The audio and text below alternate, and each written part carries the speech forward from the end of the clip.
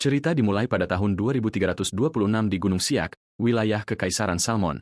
Kita langsung diperlihatkan beberapa tentara yang berlari dan berteriak mengejar seseorang, karena jika targetnya lolos, tamatlah riwayat mereka. Sementara itu, seorang pria berlari mati-matian menembus hutan, bertanya-tanya apa yang telah ia perbuat hingga berakhir dalam situasi ini. Ia kelelahan dan tidak mengerti mengapa orang-orang ini mencoba menghabisinya. Tiba-tiba, sebuah suara berteriak, memerintahkan Kim Taiju untuk berhenti. Seketika, buronan itu membeku di tempat. Pada saat itu, cahaya yang sangat terang membutakan pemuda tersebut. Sambil terbaring di tanah, ia mengeluh jantungnya sakit lagi. Kehabisan tenaga, Letnan II Kim Taiju berlutut menyerah.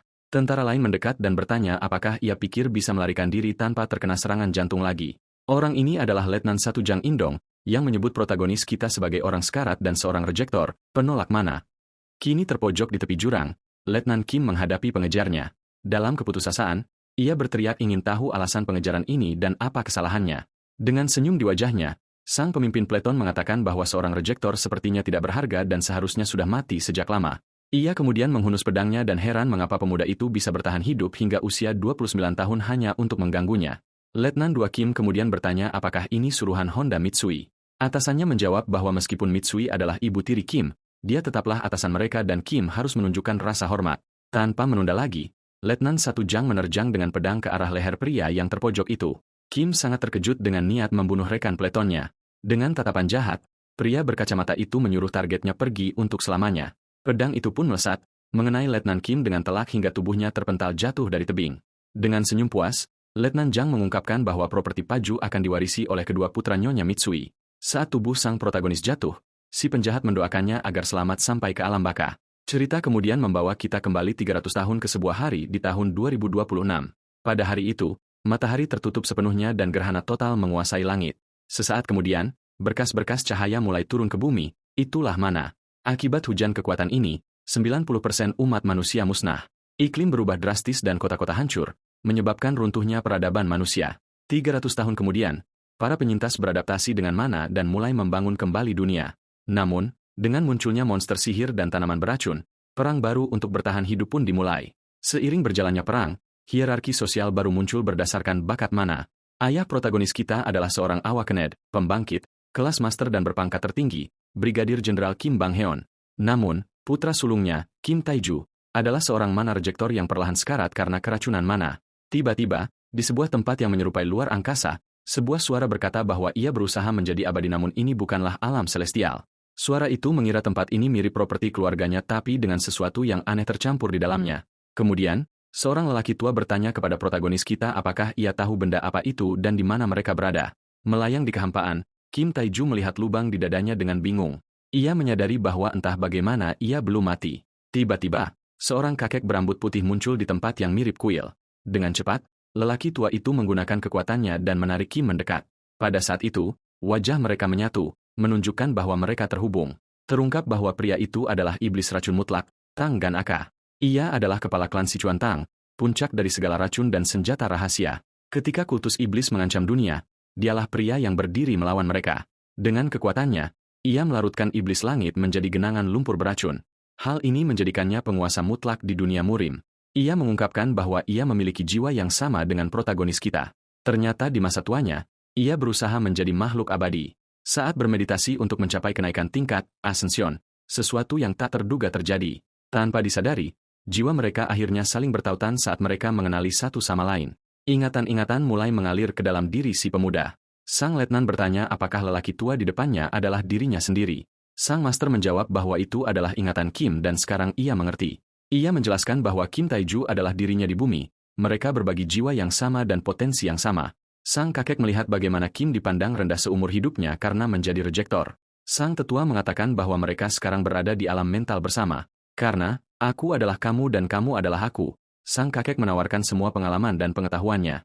Sang master berkata bahwa jika Kim berlatih dengan ini, ia juga akan menjadi penguasa mutlak di dunianya sendiri. Energi yang luar biasa mulai mengalir ke tubuh Kim. Master itu menyuruhnya menggunakan kekuatan ini sesuka hati untuk menjalani hidupnya, lalu mengucapkan selamat berjuang. Kembali ke kenyataan, Kim Taiju terbangun dengan kaget dan memanggil nama Tang Ganaka. Ia menyadari itu bukan mimpi, semua pengetahuan sang master ada di kepalanya. Dengan tangan gemetar, ia mencoba bangkit.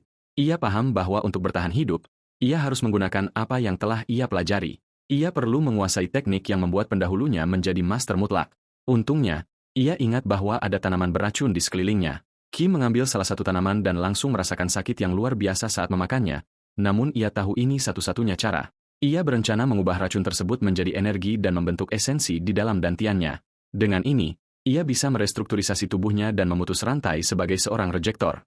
Ia berjanji akan bertahan hidup dan membalas dendam pada semua orang, dimulai dari Jang Indong. Sementara itu, para tentara menerima perintah untuk memastikan mayat Kim sebelum pergi. Salah satu prajurit berteriak bahwa ia menemukan Kim Taiju.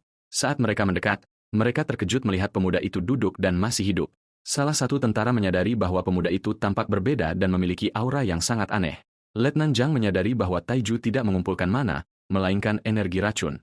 Sang pemimpin berteriak heran bagaimana seorang mana rejektor bisa melakukan itu. Tanpa pikir panjang, salah satu tentara merangsek maju menyerang. Namun, Kim tetap tenang. Saat pedang musuh mendekat, ia membuka mata dan bersiap melakukan serangan balik. Dengan tangan kosong, ia menghentikan tebasan pedang tersebut, membuat prajurit itu terpana. Semua tentara lainnya terkejut melihat pemandangan itu. Melihat tangannya, Kim bertanya-tanya apakah ini yang disebut energi internal. Merasakan kekuatan mengalir dalam tubuhnya, ia mengepalkan tinju dengan penuh keyakinan. Kini ia berdiri tegak dengan kekuatan penuh, siap membalas dendam. Dengan senyum di wajahnya, ia menghadapi musuh-musuhnya dan berkata, "Senang melihat kalian lagi." Letnan Jang mengejek kepercayaan diri Kim dan bertanya apakah ia sudah bangkit, awakened, karena tidak ada tato di wajahnya.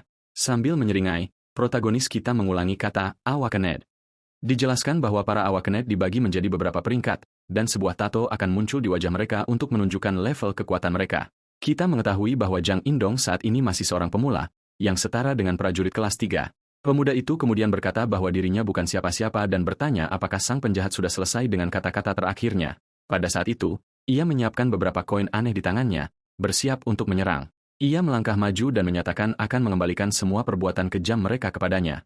Melihat hal ini, 4 tentara bersiap bertempur melawan sang protagonis. Pemimpin Pleton berteriak, berjanji akan menghabisi pemuda itu dan memerintahkan semua orang untuk menyerang sekaligus. Meskipun ini adalah pertarungan pertamanya di tubuh ini, pikiran sang pemuda terasa sangat tenang. Ia menyadari bahwa ketenangan ini berasal dari ingatan Tangunuk. Meski mana menolaknya, jalan, iblis racun, tetap bersemayam di dalam dirinya. Dengan mata yang bersinar hijau, ia merasa yakin bisa memenangkan pertarungan ini. Ia kemudian menggunakan seni pedang racun, Poison Blade Art, dan melemparkan koin-koin tersebut dengan satu serangan. Bilah-bilah beracun terbang dengan kecepatan tinggi, mengejutkan para tentara. Salah satu pria terkena telak dan jatuh ke belakang tanpa sempat membela diri. Dengan menggunakan langkah hutan bayangan, Phantom Forest Step, protagonis kita menghindari serangan balik dengan sempurna. Selanjutnya, ia menyiapkan keahlian lain, memusatkan energi racun di tangannya. Pemuda itu menyerang prajurit lain dengan telapak racun darah, Black Poison Palm. Energi hijau menghantam target dengan telak, membuatnya terpental akibat benturan tersebut. Salah satu prajurit yang tersisa berteriak memanggil komandan karena ketakutan. Dalam keputusasaan, pria itu mengeluarkan senjata mana futuristik dan menembak ke arah pahlawan kita. Namun, sang pemuda berhasil menahan tembakan tersebut dengan tangannya, menciptakan ledakan kecil. Yang mengejutkan, ia muncul tanpa luka sedikitpun. Dengan tatapan dingin, ia berkata bahwa serangan itu terlalu lambat. Dalam sekejap mata, ia sudah berada di depan si penembak yang kini tersungkur. Prajurit itu bertanya dengan ngeri apa yang telah dilakukan padanya. Sang pemuda menjelaskan bahwa bahkan para awakened, sekalipun semuanya sama di hadapan racun. Letnan musuh terkejut dan bertanya bagaimana ia bisa menggunakan skill tanpa tato. Sang pemuda mengejek, mengatakan bahwa menyebut kekuatannya sebagai skill akan menyinggung Gunok, lalu bertanya bagaimana rasanya berada di posisi korban. Ia kemudian mencekik wajah pria itu dengan paksa saat sang letnan memohon ampun. Tanpa belas kasihan, racun menyebar ke seluruh tubuh sang letnan hingga ia tewas. Adegan berpindah ke Kekaisaran Salmon, sebuah negara yang dibentuk oleh Persatuan Korea, Tiongkok, dan Jepang. Kita melihat Paju, kampung halaman protagonis, yang merupakan bagian dari kekaisaran. Di sebuah kantor, seorang komandan terkejut mengetahui bahwa Taiju, protagonis, telah diberhentikan dari tugas. Ajudannya menjelaskan adanya upaya pembunuhan oleh Letnan Jang dan skuadnya saat misi pengintaian. Penyelidikan mengarah pada Honda Mitsui, ibu tiri sang protagonis. Honda Mitsui adalah putri dari keluarga kuat di Jepang yang ingin menguasai tanah Paju untuk anak-anak kandungnya. Karena Taiju tidak kunjung mati hingga usia 29 tahun, ia menjadi tidak sabar dan mencoba melenyapkannya. Sang komandan memutuskan untuk menutupi kasus ini demi menjaga nama baik keluarga dan membiarkan Taiju pergi, berharap tidak akan pernah bertemu dengannya lagi. Cerita berlanjut ke zona perbatasan monster, di mana pahlawan kita mengamati kota besar bernama Gurai. Seorang pria tua, pemandu, menjelaskan bahwa Gurai dulunya adalah kota kecil di Korea 300 tahun lalu, namun kini menjadi basis utama perburuan monster di Kekaisaran Salmon. Sang pemuda memutuskan menetap di sana karena otoritas kekaisaran lemah, sehingga sulit bagi keluarganya untuk melacaknya. Banyak monster dan tanaman herbal beracun untuk melatih bela diri iblis racunnya. Saat ini, ia bekerja sebagai kuli angkut, porter, untuk mengumpulkan kekuatan dan uang. Sang bos bertanya siapa yang terkuat di tim mereka, lalu menunjuk seorang pendekar pedang wanita bernama Lee Heniel, seorang awakenet tingkat reguler, satu tingkat di atas pemula. Namun, sang pemuda menyadari ada yang aneh dengan aliran mana gadis itu. Tiba-tiba, mata Lee Heniel terbalik dan ia kehilangan kesadaran. Saat itu juga, alarm berbunyi dan seekor nyamuk raksasa muncul. Di tengah kepanikan, seorang penyihir berambut merah maju ke depan, menyiapkan sihir api dengan ekspresi serius untuk menghadapi monster tersebut. Penyihir itu kemudian meluncurkan bola api yang kuat ke arah nyamuk raksasa. Serangan tersebut menyebabkan ledakan besar yang menendang awan debu dan asap. Pahlawan kita kemudian bertanya kepada bosnya mengapa semua orang panik hanya karena seekor nyamuk biasa. Pemandu menjelaskan bahwa gigitan serangga ini membuat mana menghilang dan bahkan bisa membuat seseorang pingsan. Mendengar hal itu, si pemuda menyadari bahwa deskripsi bosnya cocok dengan racun dari ingatan, Gan X. Dia pun mengambil kesempatan untuk memeriksa gadis yang terjatuh dengan jurus roh racunnya. Pemuda itu mendekat dan bertanya apakah dia baik-baik saja, namun ia menyadari ada sesuatu yang aneh dengan kondisinya. Sementara itu, salah satu pemburu mengeluh bahwa tempat ini seharusnya bukan zona nyamuk. Anggota kelompok lain menyarankan untuk mundur karena Lee yang profesional sudah tumbang dan mereka tidak memiliki peralatan yang memadai. Tiba-tiba, suara dari semak-semak menarik perhatian semua orang. Salah satu pejuang tim menjadi waspada dan tampak ketakutan ke arah sumber suara. Pemimpin kelompok G kemudian berteriak agar semua orang bersiap untuk pertempuran yang akan datang. Namun, yang keluar dari semak-semak hanyalah seekor kelinci putih kecil, monster terlemah dalam rantai makanan. Melihat itu hanya seekor kelinci, seluruh kelompok mulai tertawa, merasa lega dengan situasi tersebut. Pemimpin kemudian menyuruh semua orang untuk santai dan bersiap mundur dengan aman. Namun tiba-tiba, pria itu menjerit kesakitan dan tampak seperti terkena sesuatu. Penyihir kelompok itu menoleh ke belakang, terkejut dengan apa yang baru saja terjadi pada pemimpinnya. Sebuah bayangan raksasa menutupi kelompok tersebut, dan sebuah tangan besar mencengkram sang pemimpin tim. Yang membuat semua orang ngeri, sekelompok orc tiba-tiba muncul di depan mereka. Tanpa membuang waktu, gerombolan monster itu menyerbu para pemburu dengan kekuatan penuh. Penyihir berambut merah itu kemudian mengatakan dia akan mengulur waktu dan menyuruh yang lain untuk membawa yang terluka dan lari. Bos protagonis kita memanggilnya dengan putus asa karena dia masih bersama pendekar pedang wanita yang pingsan. Namun pemuda itu menyuruh bosnya untuk pergi duluan karena dia akan tinggal untuk membantu. Pemandu mengatakan ini bukan pertarungan mereka. Tapi si pemuda bersikeras bahwa musuhnya terlalu banyak dan dia perlu membantu. Dia kemudian menyerahkan gadis itu kepada si bos dan memintanya untuk menjaganya sementara dia bertarung. Pahlawan kita mengatakan tidak ada waktu lagi dan dia hanya akan memberikan bantuan dari jarak jauh. Si bos dengan enggan setuju dan berlari pergi sambil menggendong gadis itu di bahunya, memperingatkan si pemuda agar tidak mati. Sambil mengamati pertarungan, protagonis kita menyadari bahwa gerakan para orc sangat terkoordinasi secara aneh. Sang penyihir merapalkan fire launch, tombak api, untuk membela diri dari serangan orc. Dengan cemas, dia berteriak agar para pengangkut barang berhati-hati karena salah satu monster sedang menuju ke arah mereka. Tanpa waktu untuk berpikir, penyihir itu menanamkan kakinya dengan kokoh di tanah dan bersiap untuk menghadang. Dia berteriak pada orc tersebut, bertanya mau pergi kemana dia terburu-buru, lalu penyihir itu memanggil dinding api untuk memblokir jalan monster itu dan melindungi sekutunya. Melihat api dari dekat, pahlawan kita menutup mulutnya agar tidak menghirup asap. Dia terkejut melihat apa yang terjadi tepat di depannya. Penyihir itu kemudian berteriak agar dia merunduk, dan dia menyadari ada sesuatu yang datang ke arahnya. Salah satu orc berhasil menembus penghalang api dan menyerbu untuk menyerang si penyihir dari belakang. Adegan kemudian membawa kita ke alam abadi, sebuah tempat dengan pulau-pulau terapung dan pemandangan yang luar biasa. Kita melihat tempat yang damai dengan bangunan bergaya timur dan ikan spiritual yang terbang di udara. Master Tanggan A ada di sana dan berpikir bahwa sudah sebulan sejak dia tiba dan semuanya akan mustahil tanpa Teju. Pengetahuan yang dia peroleh dari bumi melalui pembagian jiwa sangat membantunya. Itu memberinya pencerahan baru dan membantunya berevolusi dalam jalur bela dirinya. Dan dengan itu, dia akhirnya mencapai kenaikan ke keabadian yang sangat dia inginkan. Namun dia menyadari seharusnya dia curiga pada sesuatu sejak awal. Yang mengejutkan, dia menemukan bahwa alam abadi sebenarnya adalah penjara untuk mengurung orang-orang seperti mereka. Sang master kemudian mulai tertawa tak terkendali saat melihat bahwa semua orang di sana benar-benar gila. Dia melihat para pendiri sekte dan master legendaris berkelahi di antara mereka sendiri seperti anak kecil. Dia berpikir bahwa semua orang di sana adalah binatang tanpa sedikitpun rasa kemanusiaan. Master tua itu menyesal telah menyanyiakan bertahun-tahun hanya untuk berakhir di tempat seperti itu. Namun dia melihat sisi baiknya dan berpikir bahwa koneksinya dengan pemuda itu membawa hasil ini. Kembali di alam abadi, dia berkomunikasi dengan pahlawan kita dan menanyakan kabarnya. Dia menjelaskan bahwa meskipun mereka memiliki jiwa yang sama, mereka telah menjadi master di dunia yang berbeda. Master tua itu berharap pemuda itu menemukan kebahagiaan dengan menggunakan kekuatannya. Namun untuk melampaui para master yang dia lihat dalam ingatan pemuda itu, dia harus tumbuh dengan cepat. Sang master kemudian mengucapkan selamat tinggal, mengatakan bahwa jika takdir mengizinkan, mereka akan bertemu lagi. Sementara itu, dia akan mencari hal-hal baru untuk diajarkan kepada murid mudanya. Tiba-tiba, seorang pendekar pedang terbang muncul dan menantangnya bertarung di sana. Master racun itu menjadi marah dengan keberanian si pendekar pedang dan langsung menyerang sambil memakinya. Kembali ke pertarungan, sang penyihir akan dipukul dari belakang oleh orc raksasa.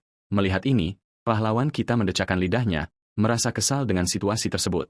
Dia kemudian melemparkan salah satu koinnya ke tanah untuk mengalihkan perhatian. Dengan itu, dia mendorong sang penyihir menjauh dari bahaya, membuatnya terkejut. Selanjutnya, pemuda itu menghentakkan kaki dengan keras ke tanah untuk mendorong dirinya melakukan serangan. Dia kemudian berkata akan menunjukkan teknik senjata rahasia yang baru saja dia pelajari. Pemuda itu kemudian menggunakan teknik belati terbang dan melemparkan beberapa koin ke udara. Bilah-bilah yang berputar terbang dengan kecepatan tinggi dan mengenai semua orc sekaligus. Serangan area tersebut sangat efisien sehingga tidak ada satupun makhluk yang bisa melarikan diri. Tak lama kemudian, sang protagonis mendarat di tanah saat koin-koin jatuh di sekitarnya.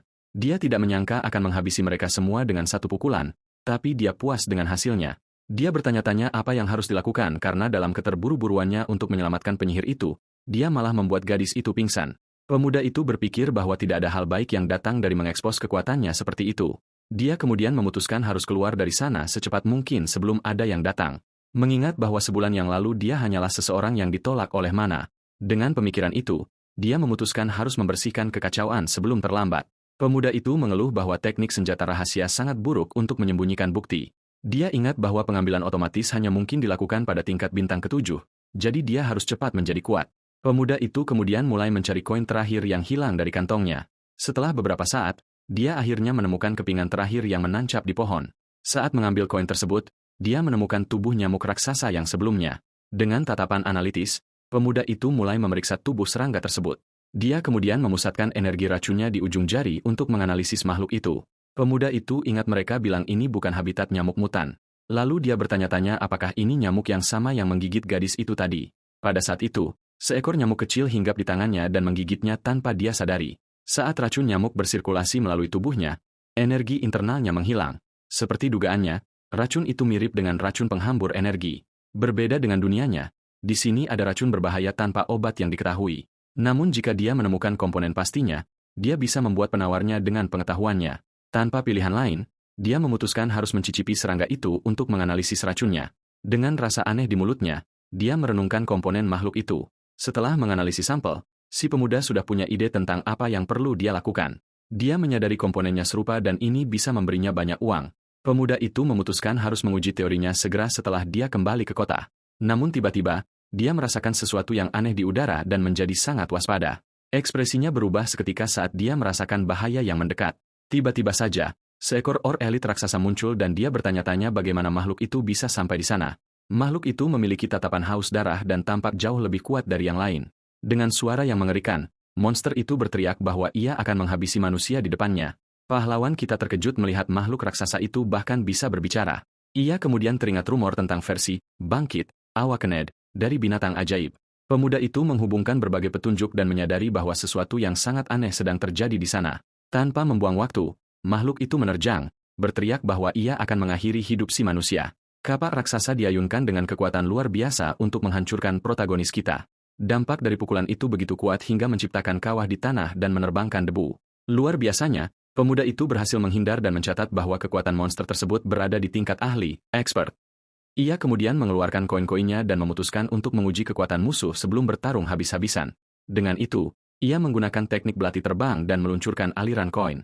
Bilah-bilah koin itu terbang dengan kecepatan tinggi dan mengenai tubuh orc raksasa itu tepat sasaran.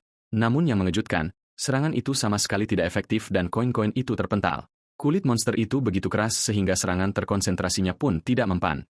Pemuda itu kemudian mengonfirmasi kecurigaannya tentang ketahanan monster yang tidak masuk akal tersebut.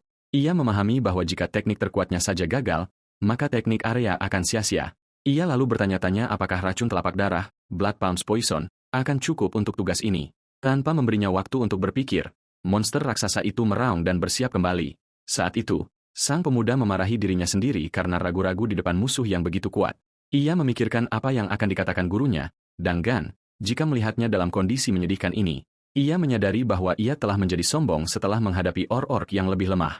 Kini dengan tekad bulat, ia memutuskan bahwa apapun yang menghalangi jalannya, ia akan melawan. Dengan itu, ia berkata bahwa inilah jalan dari iblis racun mutlak, Absolute Poison Demon. Matanya bersinar hijau, dan ia menyiapkan telapak racun darah. Tanpa waktu luang, orc raksasa itu mengayunkan kapaknya dengan segenap tenaga. Keduanya kemudian berbenturan, dan ledakan energi hijau menyelimuti area tersebut. Pahlawan kita berteriak kesakitan karena kekuatan benturan yang merambat ke seluruh tubuhnya. Bentrokan kekuatan itu begitu intens hingga cahaya hijau menyinari seluruh hutan. Ketika debu mengendap, kita melihat bahwa kapak monster itu telah hancur total. Meski berlutut, pemuda itu tetap menghadapi makhluk yang masih berdiri di depannya. Ia kemudian menyadari serangannya hanya bersifat superficial dan tidak menyebabkan banyak kerusakan. Dengan tatapan penuh tekad, ia memutuskan akan menyerang tanpa henti sampai monster itu tumbang.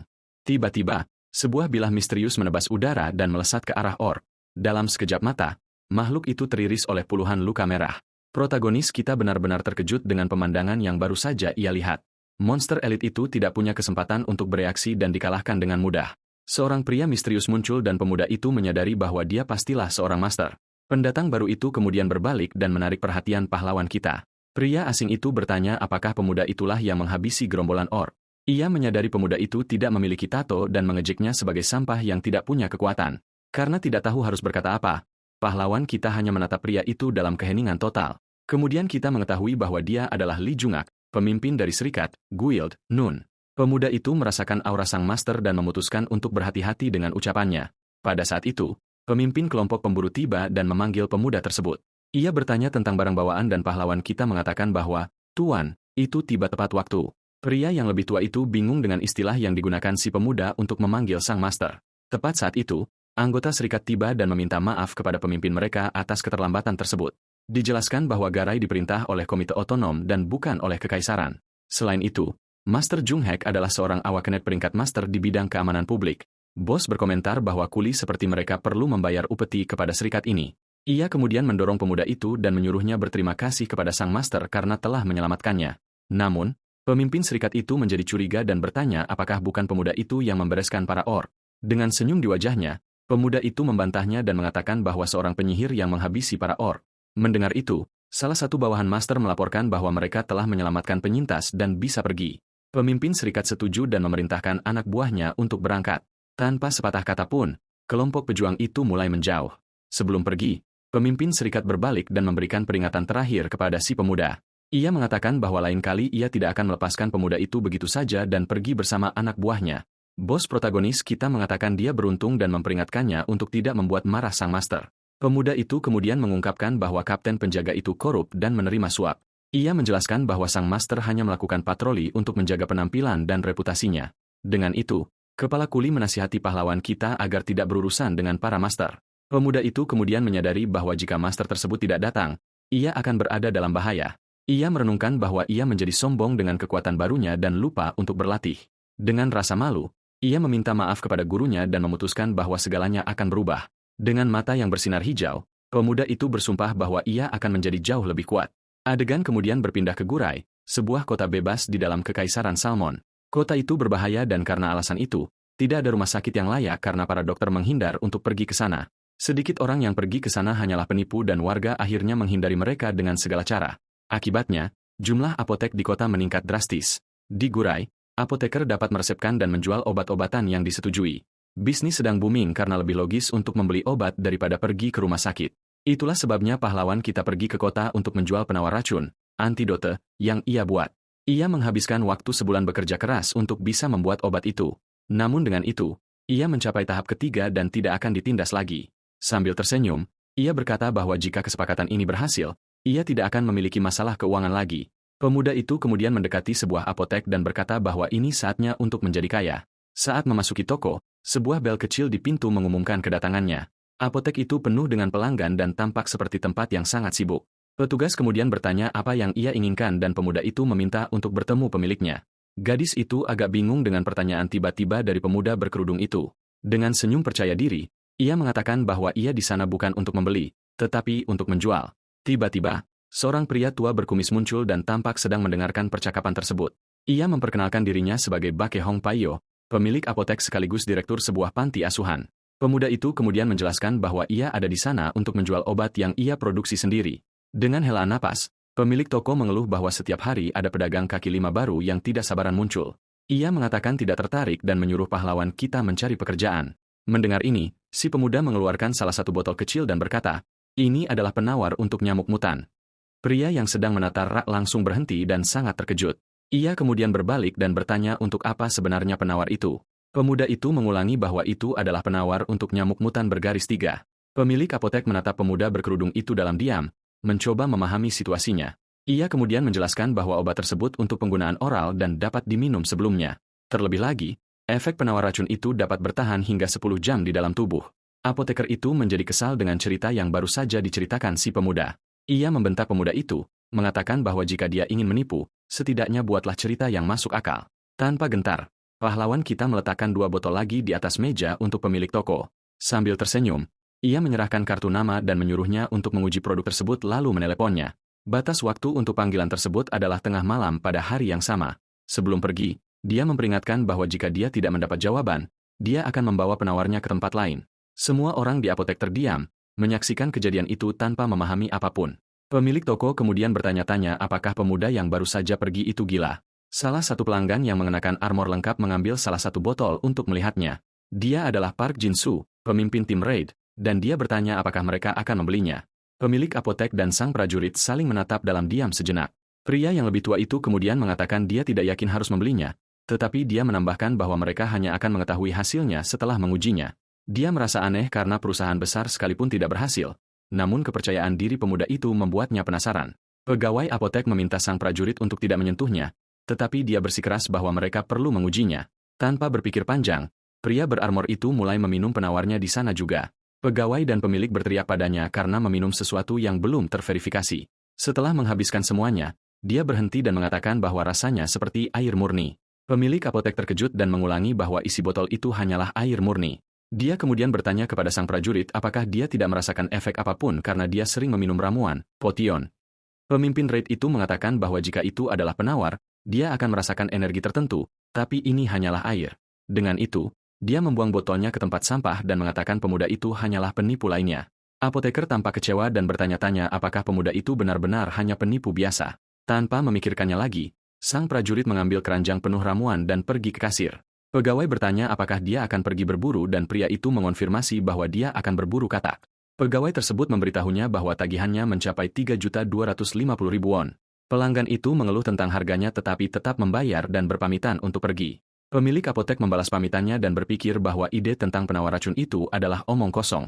Adegan kemudian berpindah ke sebuah hutan di mana seekor serigala raksasa menerjang untuk menyerang.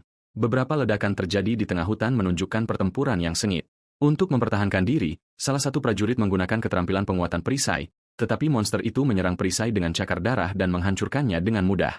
Seorang pendekar pedang wanita kemudian maju dan bersiap untuk menyerang balik makhluk itu. Dia memberitahu pemimpinnya bahwa bagian belakang sudah bersih dan mereka bisa mundur. Tetapi pendekar wanita itu mengatakan dia terkena racun nyamuk dan mulai lumpuh. Pemimpin raid menyuruhnya bertahan karena mereka hanya perlu menjatuhkan binatang itu. Tiba-tiba, dia merasakan sesuatu yang aneh dan menyadari dia juga telah digigit nyamuk. Dia melihat sekawanan nyamuk mutan menyerang kelompoknya sekaligus. Pada saat itu, salah satu serangga mendarat di lehernya dan menggigitnya tanpa dia sadari. Dia paham bahwa jika dia digigit lagi, racunnya akan menyebar dan melumpuhkannya. Pemimpin itu menyadari perisainya melemah karena racun serangga tersebut. Dia bertanya-tanya bagaimana semuanya bisa salah padahal mereka memakai pakaian pelindung. Kemudian dia ingat bahwa seekor sabertooth martin muncul entah dari mana di tempat perburuan. Pakaian pelindung yang mereka kenakan hancur seketika oleh serangan itu. Sebagai pemimpin, dia menyalahkan dirinya sendiri karena tidak memperhatikan lebih seksama dan karena panik. Setelah digigit nyamuk, mereka mencoba mundur dari tempat itu, tetapi para Martin memblokir jalan dan memaksa kelompok itu bertarung demi nyawa mereka. Salah satu prajurit wanita berteriak agar pemimpinnya waspada terhadap serangan kejutan. Salah satu rekannya berteriak putus asa, memperingatkan pemimpinnya agar berhati-hati. Sang prajurit kemudian berbalik, terkejut oleh serangan mendadak yang mengarah padanya. Salah satu sabertooth Martin menerjang dengan serangan darah, siap menyerang. Makhluk itu menghantam perisai pria itu dengan kekuatan penuh dan penghalang itu mulai retak.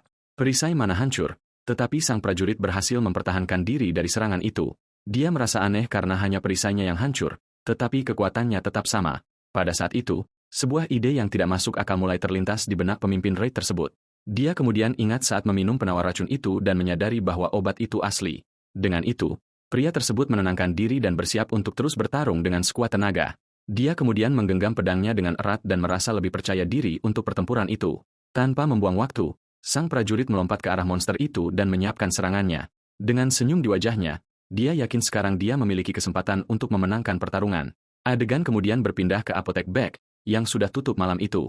Bel pintu tiba-tiba berbunyi, menandakan seseorang baru saja memasuki toko. Pemimpin raid itu bergegas masuk, dan pemiliknya memberitahu bahwa toko sudah tutup, tetapi sang prajurit mengabaikannya dan dengan putus asa menanyakan harga penawar racun itu untuk membeli semuanya. Keesokan harinya, kita melihat pahlawan kita berjalan-jalan di pasar Gurai yang ramai. Di salah satu kios, seorang pria menjual daging martin seharga 5 juta won. Di toko lain, armor binatang buas ajaib dijual seharga 50 juta. Pemuda itu terkesan dengan ukuran pasar karena dia belum pernah melihat yang seperti itu sebelumnya. Dia kemudian berpikir bahwa mengambil hari libur adalah keputusan besar untuk bersantai. Untuk memproduksi penawar racun tersebut, dia perlu mencapai bintang ketiga dari seninya. Ini karena prosesnya membutuhkan kontrol energi internal yang halus untuk ekstraksi. Namun upaya yang berlebihan membuatnya berada dalam kondisi yang membutuhkan istirahat untuk pulih.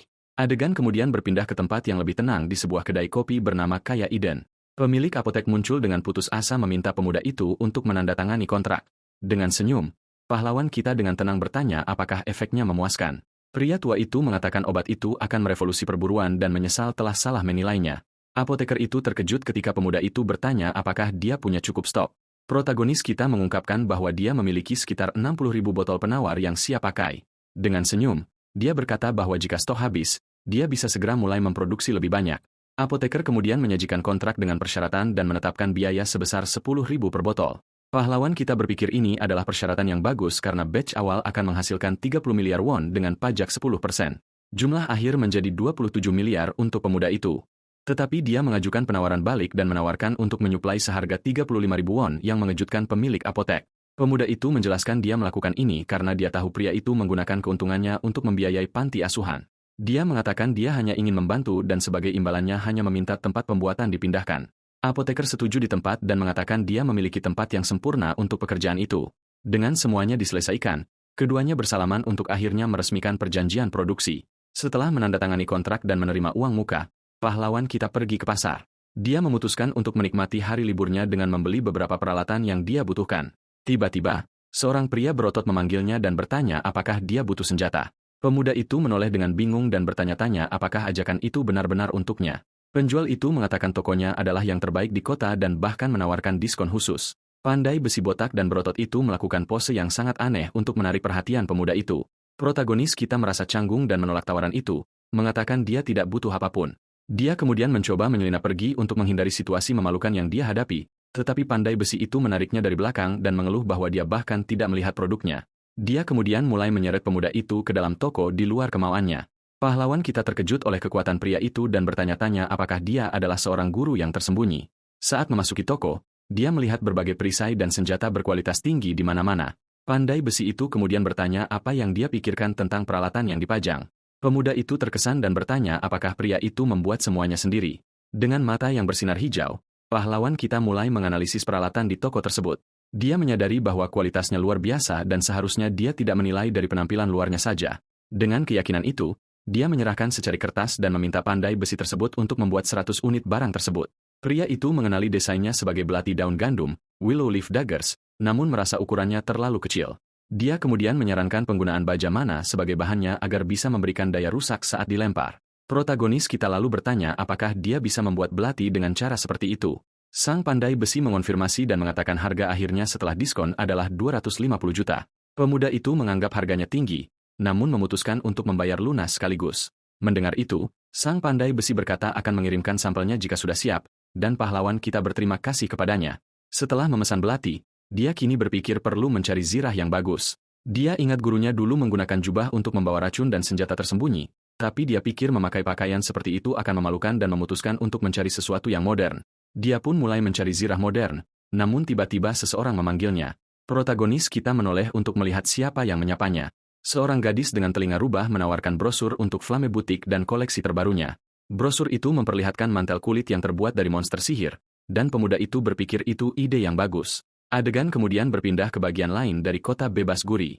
Kita melihat bus tingkat melewati jalanan kota yang sibuk. Di kejauhan, terlihat bangunan besar yang tampak seperti kastil kuno. Dua wanita mengamati tempat itu dan salah satunya mengeluh tentang tembok kota. Gadis berkacamata menjelaskan bahwa hanya kaum elit dan orang melarat yang bisa tinggal di tempat itu. Dia adalah Zhang Yanhi, pewaris, Heres, dari grup Bako, dan dia membenci orang-orang semacam itu. Asistennya kemudian bertanya apakah mereka datang sejauh ini hanya demi mantel bulu. Sang pewaris menjelaskan bahwa bulu tersebut berasal dari rubah hantu Siberia yang sangat langka. Mendengar itu, sang asisten terkesan dan menganggap perjalanan mereka sepadan. Gadis berkacamata itu ingat kakeknya mengirimkan kartu, tapi sang pewaris menolaknya. Saat itu, bus mengumumkan bahwa pemberhentian berikutnya adalah pasar Guri dan mereka pun bersiap-siap. Tanpa membuang waktu, salah satu wanita turun dari bus menuju tujuannya. Sang pewaris berkata dia ingin langsung ke butik untuk melihat produknya. Di dekat sana, pahlawan kita juga menuju ke tempat yang sama dan menyadari sesuatu. Dia melihat brosur tersebut dan berpikir mantel itu bisa menjadi pengganti yang cocok. Dengan pemikiran itu, dia memasuki butik dan menyapa karyawan toko. Sang pewaris dan asistennya sudah ada di sana dan menyadari kedatangan protagonis kita. Seorang wanita berambut merah yang sangat cantik kemudian mendekat dan menyambut pemuda itu. Dia mengenalinya sebagai porter dari insiden orc, yang membuat pemuda itu bingung. Wanita itu kemudian teringat bahwa dia adalah penyihir dari tim yang diserang oleh monster-monster tersebut. Pemuda itu akhirnya mengingatnya dan bertanya apa yang dilakukan sang penyihir di tempat itu. Penyihir itu mengungkapkan bahwa ini adalah pekerjaan utamanya dan dia memang sedang mencarinya. Dia mencoba berpamitan, mengatakan bahwa wanita itu sudah melalui banyak hal dan dia harus pergi. Untuk menghindari perhatian, pemuda itu memberikan kredit atas kekalahan para orc kepada sang penyihir. Namun sebelum dia sempat pergi, wanita itu mencengkeram lengannya dengan erat untuk menghentikannya. Dengan tatapan serius, dia bertanya apakah dia adalah orang yang menyelamatkannya hari itu di hutan. Dalam sebuah kilas balik, kita melihat pihak guild bertanya apakah dia yang menghabisi para orc, dan dia mengiyakannya. Pemuda itu membantahnya, mengatakan dia hanyalah seorang porter dan dia juga pingsan saat itu. Dalam ingatan lain, salah satu pemburu berterima kasih kepadanya karena telah menyelamatkan pemimpin tim. Sang penyihir merasa canggung dan pahlawan kita tidak tahu bagaimana bereaksi terhadap situasi ini. Dia kemudian mengakui bahwa dia bertarung untuk menyelamatkan seseorang, tapi juga ingin menguji tekniknya. Dengan mata berkaca-kaca, wanita itu meminta maaf karena telah menempatkan penyelamatnya dalam posisi sulit. Tiba-tiba, asisten sang pewaris berteriak, bertanya sampai kapan mereka akan bermain-main. Sang penyihir meminta maaf dengan cepat dan tampak sangat takut pada pelanggan tersebut. Tanpa pikir panjang, sang penyihir berlutut di depan Nona Zhang Yanhi. Dia kemudian mengatakan bahwa dia tidak bisa menjual mantel yang telah dipilih wanita itu sebelumnya. Protagonis kita bingung dan bertanya-tanya apa hubungannya dengan mantel tersebut. Sang asisten menjadi marah dan berteriak bahwa mereka sudah melakukan pengukuran dan tinggal membayar saja. Pemilik toko menjelaskan bahwa mantel itu adalah barang paling berharganya, namun sesuatu yang tak terduga muncul. Sang pewaris menghadapi situasi itu dengan tenang dan sang penyihir menawarkan kompensasi pribadi. Asistennya terus mengeluh, tapi Nona Zhang menyuruhnya berhenti seketika dengan ketenangan yang mengejutkan. Wanita itu berkata mereka bisa pergi begitu saja. Rekannya terkejut, namun sang pewaris berkata mantel itu memang diperlukan sekarang. Melihat adegan itu, pahlawan kita berpikir dialah yang membuat sang penyihir berada dalam posisi sulit. Dia meminta maaf karena mengejutkannya, tapi wanita itu berkata tidak apa-apa sambil tersenyum. Sang penyihir bertanya apakah orang-orang sering bilang dia tidak peka. Dia menjawab itu pertama kalinya dia mendengar hal tersebut, dan sang penyihir menganggap situasi itu lucu. Wanita itu kemudian mengungkapkan bahwa dia berencana memberikan mantel itu kepadanya sebagai hadiah. Terkejut luar biasa, pemuda itu tidak mengerti maksudnya. Dia menjelaskan ingin membalas budi karena telah menyelamatkan nyawanya dengan mantel rubah tersebut. Namun dia menolak hadiah itu dan mengatakan dia tidak menyelamatkannya karena niat mulia apapun. Sang penyihir berkata niatnya tidak penting karena yang terpenting adalah dia selamat. Dia kemudian memintanya untuk menyelamatkan lebih banyak orang agar mereka tidak meninggal seperti orang yang dicintainya. Pemuda itu merenung bahwa ini adalah pertama kalinya dia menerima rasa terima kasih dari seseorang. Dia ingat dia selalu menjadi target kritik dan hinaan, sehingga hal ini terasa aneh baginya. Namun dengan senyum tipis, dia berpikir bahwa jauh di dalam lubuk hatinya, itu bukan perasaan yang buruk. Akhirnya, dia memutuskan untuk menerima mantel tersebut karena sang penyihir sangat bersikeras. Sang penyihir merasa lega dan memanggilnya untuk segera melakukan pengukuran. Adegan kemudian membawa kita ke alam keabadian, Immortal Realm, di mana seorang lelaki tua melayang bosan dengan sebatang rumput di mulutnya. Sang guru mengeluh bahwa dia sama sekali tidak punya pekerjaan. Ini adalah Dewa Pedang Dongbin dan dia merasa alam keabadian sangat membosankan. Dia mengeluh bahwa semua orang tua di sana sama saja, namun yang lain langsung membalasnya. Tiba-tiba, sang master pedang menyadari sosok yang sedikit berbeda dari yang lain. Dia menyadari bahwa Master Racun Gan Aka adalah satu-satunya yang menonjol di sana. Lelaki tua itu berpikir iblis racun itu sudah gila karena berpakaian seperti itu. Karena bosan, dia memutuskan untuk meminta Master Racun mengajarinya cara membuat pakaian. Dengan pemikiran itu, si Dewa Pedang bangkit dan menemui targetnya. Dia kemudian membawa barang berharga untuk meyakinkan master lainnya agar mau mengajarinya. Barang itu adalah persik surgawi dari Dao yang datang langsung dari alam keabadian. Kembali ke bumi, kita melihat panti asuhan Bas di kota Guri. Di dalam, pahlawan kita menuruni tangga menuju area bangunan yang lebih pribadi. Dia kemudian tiba di laboratorium rahasia di lantai bawah tanah kedua panti asuhan dengan tangannya berada dalam cairan yang bersinar. Dia tampak sedang menyelesaikan sebuah proses.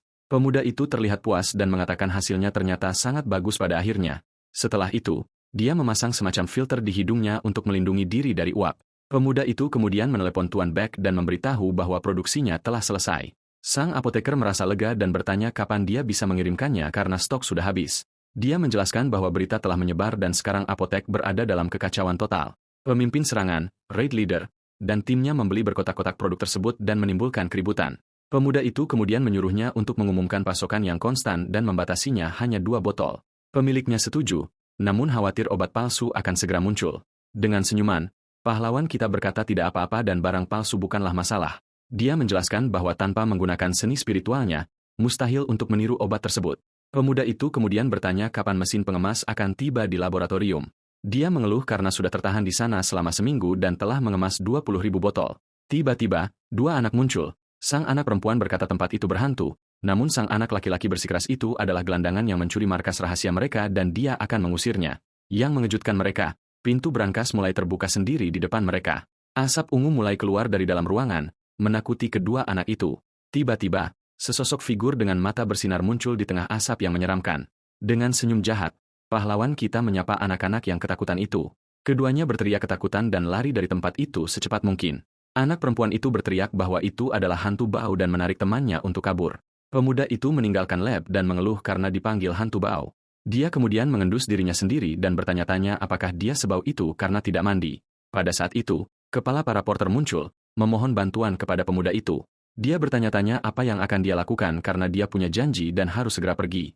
Seorang wanita kemudian mendekat dan bertanya apakah dia benar-benar Kim Taejewu. Dia mendekat dengan sepatu hak tinggi dan tampak berpakaian rapi. 2 anak dari panti asuhan bersamanya dan mengeluh tentang bau hantu pemuda itu.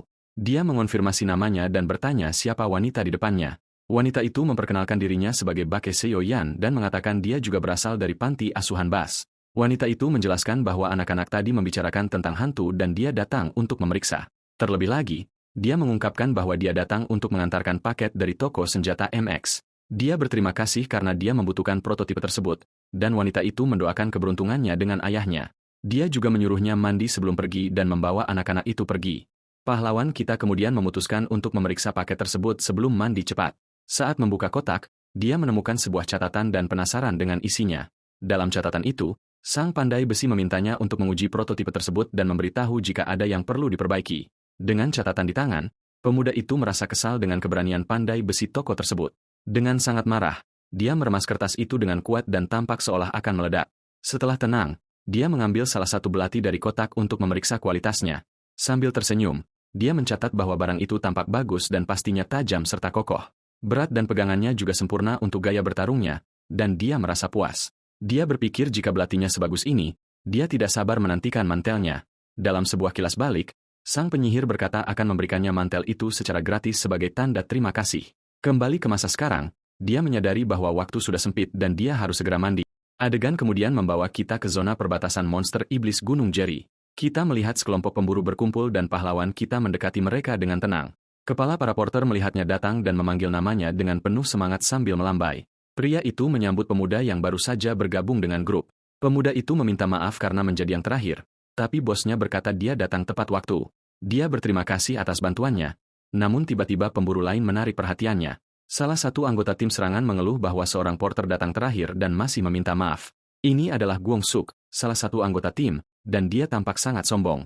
Pahlawan kita menjawab dengan tenang bahwa dia bahkan tidak terlambat dan tidak perlu meminta maaf. Pria itu marah dan mengancam sang pemuda, mengatakan dia akan menyesali sikapnya dengan mata yang bersinar hijau.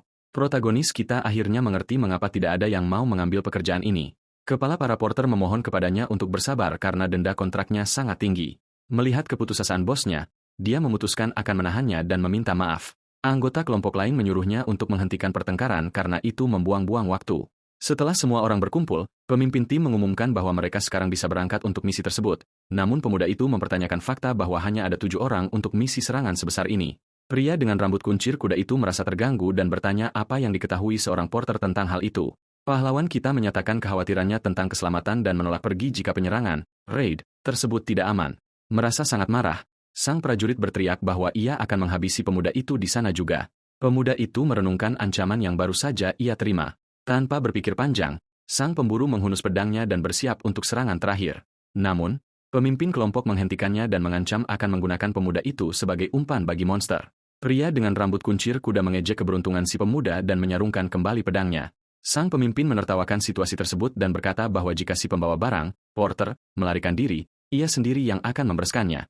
Dengan mata yang bersinar, si pemuda berpikir bahwa orang-orang ini telah melampaui batas dan mempertimbangkan apakah ia harus menghabisi mereka. Pemimpin tim menyuruh semua orang meminum penawar racun karena mereka akan segera berangkat. Kepala pembawa barang meminta maaf, namun pahlawan kita hanya mengkhawatirkan jumlah personel. Pemimpin menjelaskan bahwa lokasi perburuan adalah wilayah Martins dan mereka tidak butuh banyak orang berkat penawar tersebut. Pria itu kemudian memberikan minuman khusus kepada si pemuda. Sambil tersenyum, si pemuda berterima kasih namun dalam hati ia berpikir bagaimana kekuatan yang ia miliki telah mengubah hidupnya. Dalam sebuah kilas balik, seorang penyihir memintanya untuk menyelamatkan lebih banyak orang agar mereka tidak mati sia-sia seperti kekasihnya. Ia meminum ramuan itu sambil menyadari bahwa sifat aslinya mulai terpengaruh oleh teknik iblis racun absolut, Tanggan. Sifat gurunya yang tidak kenal ampun dan selalu menyingkirkan orang yang tidak disukai kini mulai menyatu dengan hatinya. Ia merasa ini bukan perubahan yang buruk, karena sebelumnya ia terlalu lemah untuk bertahan hidup. Adegan berpindah ke ingatan di dunia Murim di mana klan Jewu sedang dilahap api. Sosok misterius turun dari langit di tengah kehancuran. Juju Chion, patriark klan tersebut, berteriak kaget melihat kedatangan Gunak, iblis racun. Gunak mengungkapkan bahwa klan Jewu telah berkolusi dengan sekte iblis dan menggunakan orang lemah untuk menciptakan pil darah iblis.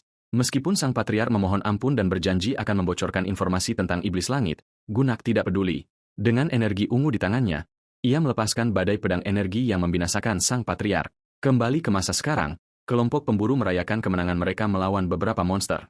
Si rambut kuncir kuda mengejek pahlawan kita, tidak menyadari bahwa mereka selamat hanya karena penawar racun yang dibuat oleh si pemuda. Tiba-tiba, seekor makhluk raksasa muncul. Itu adalah serigala berbulu merah, monster tangguh dari Gunung Jerry yang biasanya berburu berpasangan. Ketakutan melanda kelompok tersebut. Rencana jahat mereka terungkap, menggunakan para pembawa barang sebagai umpan agar para pemburu bisa lari. Melihat pengecut yang menindas yang lemah, pahlawan kita bergerak secepat kilat menggunakan teknik One Flash Dagger Arc. Belati energi hijau melesat dan menghancurkan kepala serigala pertama dengan ledakan dahsyat yang membubung ke langit. Pemburu berambut kuncir kuda terkejut dan terluka telinganya akibat serangan tersebut. Serigala kedua bersiap menyerang, namun dengan aura racun yang mengintimidasi, si pemuda memperingatkan monster itu untuk diam atau akan dikirim ke alam baka. Si pemuda kemudian bertanya kepada pemburu tersebut apakah mereka selalu menumbalkan orang lemah. Sang pemburu menjawab dengan sombong bahwa sudah sewajarnya yang lemah mati demi mereka yang telah terbangun, Awakenet. Mendengar itu, dengan tatapan dingin, pahlawan kita memutuskan untuk memberi pelajaran. Kalau begitu, kau juga harus merasakan hal yang sama. Tanpa ragu, si pemuda melemparkan pemburu sombong itu ke arah serigala raksasa dan menyuruhnya bertarung demi nyawanya sendiri. Seorang pemburu terkejut melihat aksi pemuda itu dan tidak mengerti apa yang sedang terjadi. Sambil duduk di atas batu, pemuda itu memperingatkan bahwa ia sudah membereskan satu orang dan sekarang giliran yang lainnya. Pria itu kemudian berteriak dan bertanya apakah pemuda itu pikir dia bisa macam-macam dengan seorang Awakened, orang yang telah bangkit kekuatannya. Dalam keputusasaan, pemburu wanita lainnya memohon kepada pemuda itu untuk menghabisi serigala tersebut dengan imbalan uang, tetapi sang pejuang menyuruh wanita itu diam. Karena tidak sabar dengan situasi tersebut, pahlawan kita kemudian menyerang dan berkata bahwa karena dia tidak mengerti kata-kata, dia tidak butuh telinga. Dengan tatapan serius, pemuda itu mengatakan dia akan mengulangi perkataannya, karena dia adalah pembawa barang, porter, dan mereka adalah petarung. Dia kemudian menghadapi serigala itu dan menyuruh para pemburu untuk bertarung dengan percaya diri seperti sebelumnya. Dengan mata yang bersinar hijau, dia menatap para pemburu dan menyuruh mereka bertarung. Para pemburu bingung dengan perintah itu. Pria dengan rambut kuncir kuda marah dan mengatakan mereka tidak akan mematuhi Amir Porter, tetapi pahlawan kita berkata bahwa mereka sepertinya punya ide lain, dan saat itu juga serigala tersebut menerjang maju dengan kekuatan penuh. Pemimpin kelompok berteriak agar semua orang berpencar dan bersiap lari. Tanpa waktu untuk bereaksi, serigala raksasa itu mendaratkan pukulan telak tepat di wajah pria itu. Dampaknya begitu kuat hingga pemburu itu terpental tanpa perlawanan. Pemburu lainnya berteriak kesakitan dan mengancam akan menghabisi pahlawan kita karena masalah telinga, tadi. Namun sebelum dia bisa melakukan apapun, cakar serigala sudah mendekat ke kepalanya. Dalam keputusasaan, penyihir kelompok berteriak agar semua orang lari saat serigala mendekat. Makhluk itu kemudian menerjang ke arah gadis yang lumpuh karena ketakutan. Mulut raksasa serigala itu terbuka, siap memberikan serangan terakhir. Namun tiba-tiba, sesuatu yang aneh terjadi. Makhluk itu tampak dalam masalah, energi merah mulai keluar dari matanya dan ia tampak sangat kesakitan. Monster itu mulai menggeliat kesakitan dan tidak ada yang mengerti alasannya. Kepala pembawa barang berteriak waspada bahwa monster itu menuju ke arah mereka yang sedang duduk di batu. Pahlawan kita menyesal, mengatakan bahwa mereka bisa saja tetap hidup jika mereka pergi saja. Dia memutuskan tidak ada pilihan lain dan melompat dari batu ke dalam pertempuran. Dengan energi hijau di tangannya, dia bergerak maju dan berkata bahwa mereka bisa menyeberang ke sisi lain. Sekarang, serangan energi tersebut menghantam kepala serigala raksasa dengan kekuatan luar biasa. Jurus Twin Blood Poison Palm menyebabkan ledakan hijau yang menelan makhluk itu. Pilar cahaya naik ke langit dan energi racun tersebut menghancurkan monster itu sepenuhnya. Sang ketua pembawa barang heran bagaimana pemuda itu bisa begitu kuat tanpa lambang awakener. Dia kemudian teringat pada para orc dan menyadari bahwa pemuda itulah yang mengalahkan mereka, bukan sang penyihir. Pemuda itu berkata bahwa menyegarkan rasanya bisa meregangkan tubuh sedikit. Pria itu berlutut dan memohon agar pahlawan kita mengampuni nyawanya. Sambil tersenyum, pemuda itu bertanya mengapa dia harus menghabisinya. Masih di tanah, pria tua itu bertanya apakah itu benar. Pemuda itu meminta ketuanya berdiri dan bertanya apakah dia terluka. Merasa lega, dia kemudian meminta sebuah bantuan. Dengan tatapan tajam, pahlawan kita memintanya untuk tidak memberitahu siapapun tentang apa yang dia lihat hari ini. Ketakutan, kepala pembawa barang itu setuju seketika. Adegan beralih ke para pemburu yang ditinggalkan di hutan. Pahlawan kita berpikir bahwa meskipun dia tidak menghadapi mereka secara langsung, dia tidak merasa bersalah karena monster akan membereskan mereka. Dia percaya bahwa mereka yang menggunakan orang lemah sebagai perisai pantas menerima nasib yang sama seperti klan Jewu. Cerita berlanjut ke markas besar farmasi EJ di dalam Kastil Gray. Di dalam ruang rapat, seorang pria memukul meja dan mengeluh bahwa penjualan mereka telah berkurang setengahnya. Sebuah surat kabar mengungkapkan bahwa obat penawar, antidote, milik pahlawan kita adalah penyebabnya. Oh Nambok mengatakan mereka menguasai 70% farmasi, tetapi tidak dengan toko pemuda itu. Sementara itu, Lee Gilho menjelaskan bahwa komite otonom melindungi pemiliknya karena masalah panti asuhan. CEO farmasi EJ bernama Jo Hunak meminta mereka tenang dan mengakui perusahaannya gagal meniru obat tersebut. Dengan senyum licik, bos itu mengatakan bahwa karena komite menjadi masalah, mereka akan melakukan hal-hal dengan cara biasa. CEO kemudian menekan tombol merah yang menampilkan profil pahlawan kita, sang pengembang obat penawar, Kim Taiju.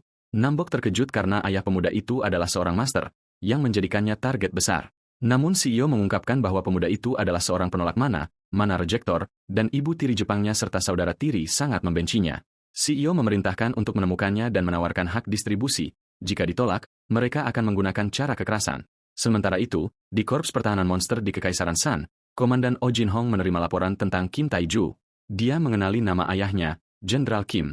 Karena tentara membutuhkan pasokan obat penawar, dia memerintahkan untuk menghubungi wilayah Paju untuk berbicara dengan Jenderal Kim.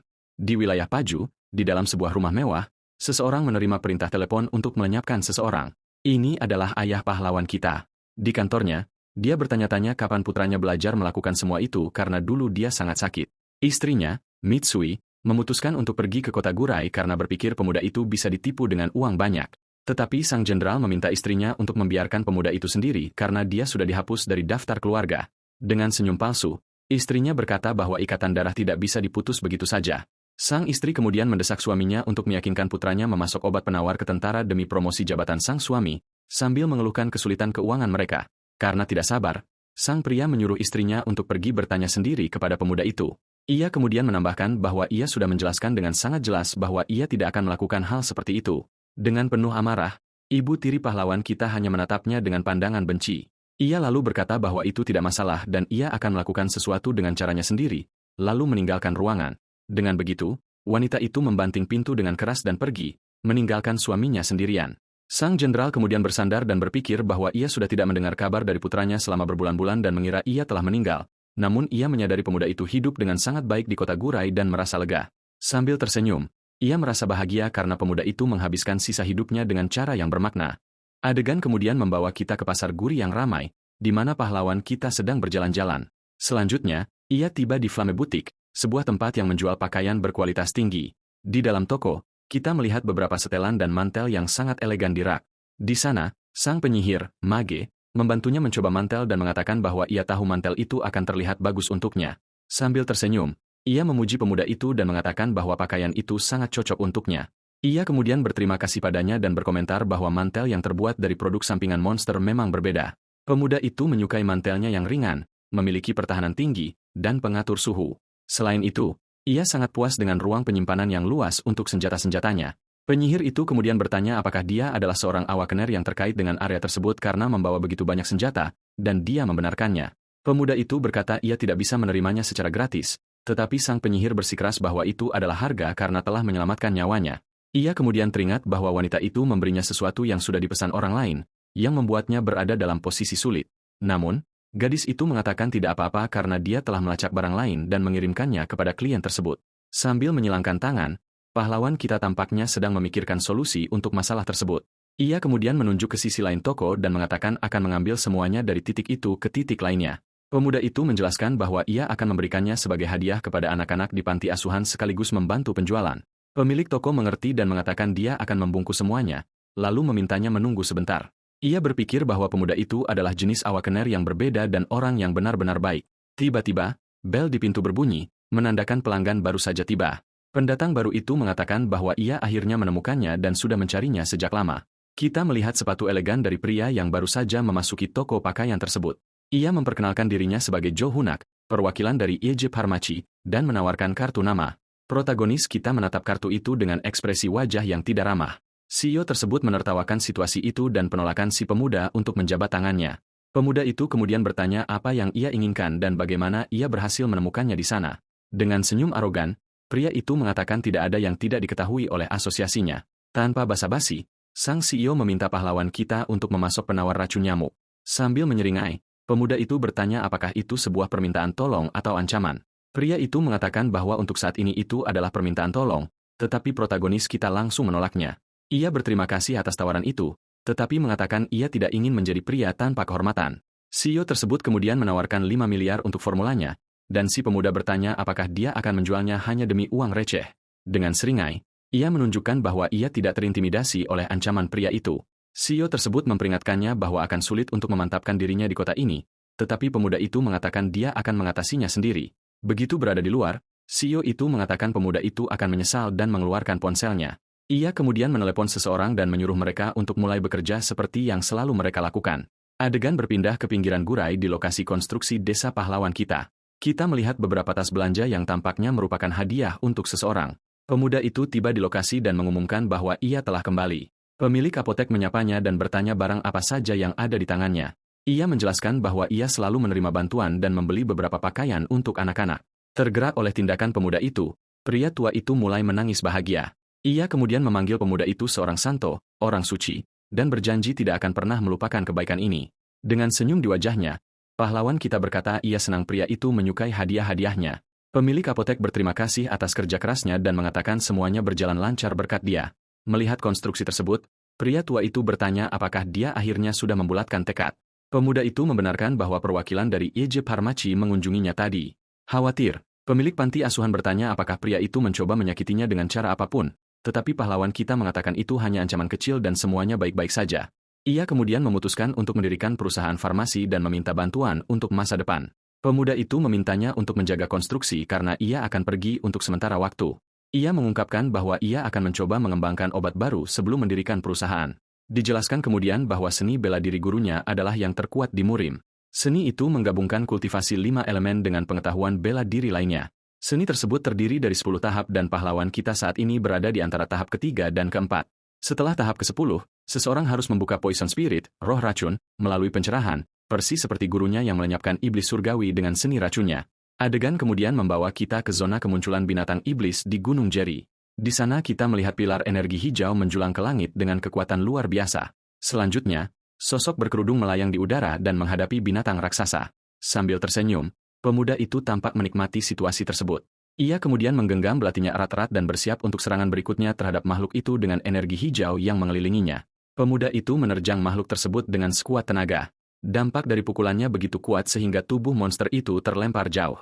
Makhluk itu kemudian jatuh ke tanah, benar-benar kalah, dan pahlawan kita mendarat dengan belatinya. Ia kemudian berkomentar bahwa mereka menyebutnya kucing leopard, tetapi ukurannya sebesar harimau. Pemuda itu menyadari bahwa kulit binatang itu begitu tangguh sehingga senjatanya nyaris tidak mempan.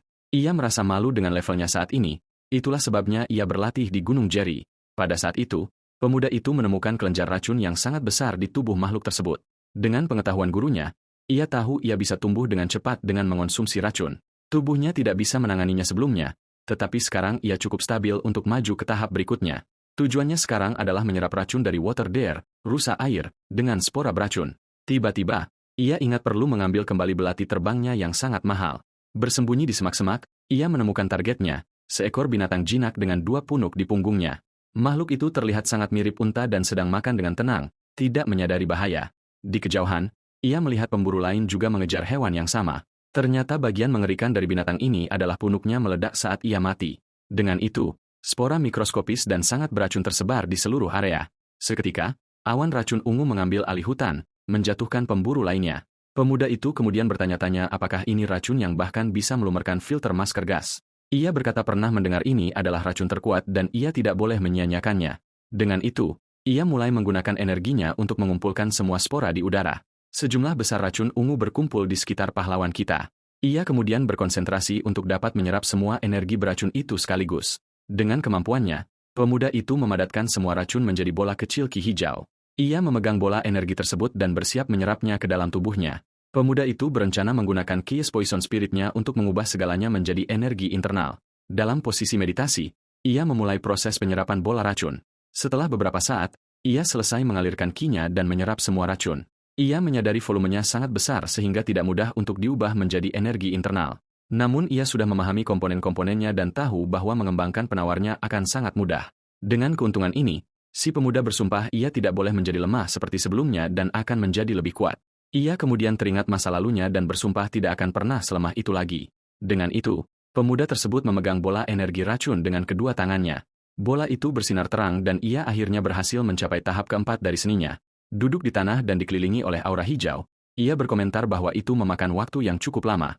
Pemuda itu kemudian berdiri dan meregangkan tubuh, merasakan kekuatan baru mengalir melalui tubuhnya. Ia merenungkan bahwa ia tinggal di Gunung Jerry lebih lama dari yang diperkirakan, tetapi itu sepadan. Dengan ransel di punggungnya, pemuda itu memutuskan sudah waktunya untuk kembali ke kota. Ia mulai berjalan dan berpikir bahwa berada jauh begitu lama telah membuatnya cemas tentang YJ Pharmacy. Adegan kemudian berpindah ke apotek Tuan Beck, yang tampaknya sangat sibuk. Setibanya di sana, pahlawan kita meletakkan ransel beratnya di lantai untuk beristirahat.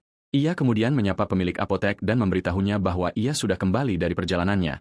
Melihat rak-rak yang kosong, ia berkomentar bahwa bisnis pasti sedang meledak. Pemilik toko terkejut dan mengatakan sudah setengah bulan berlalu dan ia merasa khawatir. Karyawan toko juga menyambut pemuda yang baru saja tiba itu. Ia menjelaskan bahwa ia mematikan ponselnya untuk berlatih dan bertanya mengapa semua orang terlihat sangat muram. Mendengar ini, Tuan Beck mengungkapkan bahwa perwakilan perusahaan farmasi tidak lagi mau memasok mereka. Terlebih lagi, komite otonom telah meminta daftar bahan untuk penyelidikan. Dengan pandangan gelap, pemuda itu segera mencurigai bahwa ini pasti ulah Chohun SIK. Pemilik apotek mengonfirmasi bahwa ini adalah metode yang biasanya digunakan CEO tersebut untuk menyelesaikan masalah. Dalam skenario terburuk, mereka bisa dilarang menjual penawar racun jika tidak bekerja sama. Pahlawan kita mengerti bahwa serangan CEO baru saja dimulai dan ia perlu bertindak. Dengan matanya yang berkilat, ia berpikir bahwa perilaku sampah tidak pernah gagal memenuhi ekspektasinya. Ia kemudian memberitahu Tuan Beck bahwa mereka harus menyerang lebih dulu sebelum ancaman itu menjadi nyata. Pemilik apotek benar-benar bingung dengan saran mendadak pemuda itu. Pemuda itu berkata, jika mereka mengklaim penawar racun itu memiliki efek samping, maka sebaiknya kita tidak menjualnya sama sekali. Adegan kemudian membawa kita ke panti asuhan Beck pada malam yang sangat tenang. Di dalam, kita melihat paha ayam raksasa sedang dipanggang di atas panggangan.